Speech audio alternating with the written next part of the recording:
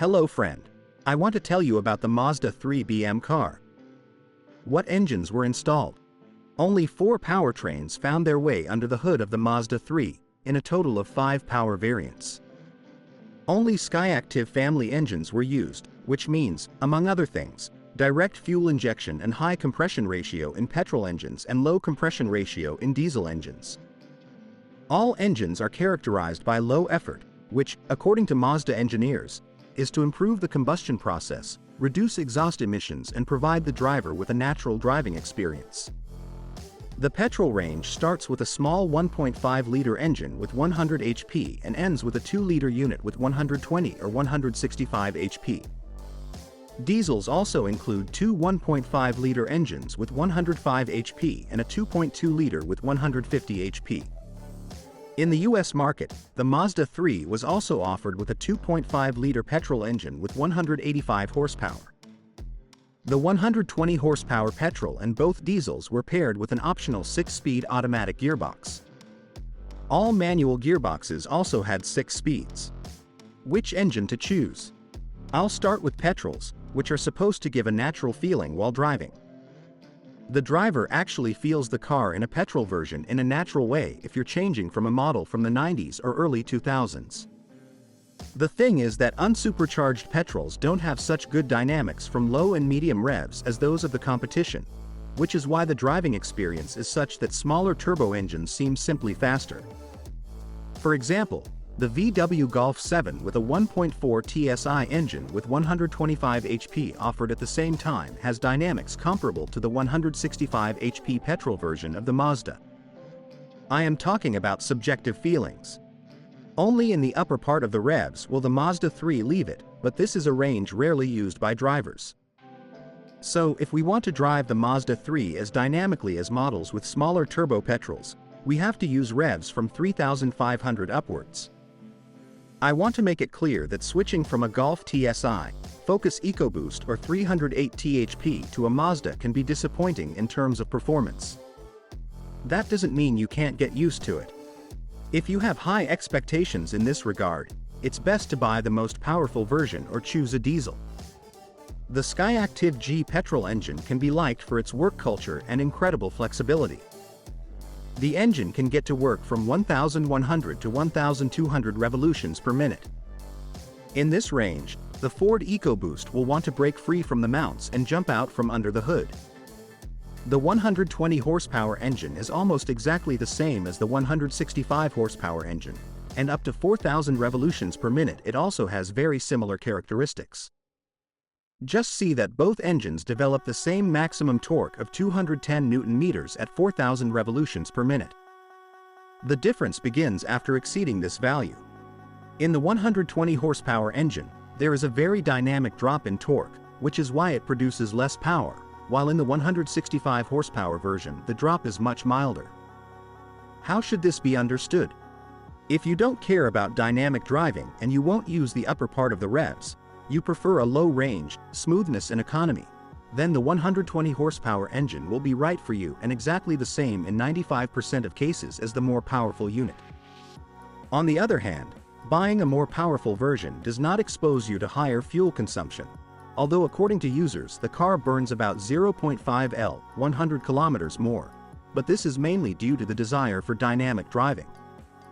The average fuel consumption of both units is about 6.5 to 7.0 L, 100 kilometers. The 1.5-liter petrol engine is significantly weaker, developing only 150 Nm of torque. It feels weaker than the 100 horsepower Ford EcoBoost or the 1.2 TSI Volkswagen. It is sufficient for city driving and leisurely mileage. Thanks to its smaller capacity, you can count on symbolically lower fuel consumption, at around 6 L, 100 kilometers. For those who are particularly economical, we can recommend the 1.5 L diesel, which is not particularly dynamic, but requires about 5 L, 100 kilometers on average. The more powerful and larger diesel engine uses about 6 L, 100 kilometers on average and has the best dynamics in the range. It accelerates the Mazda to 100 kilometers per hour in 8.1 s.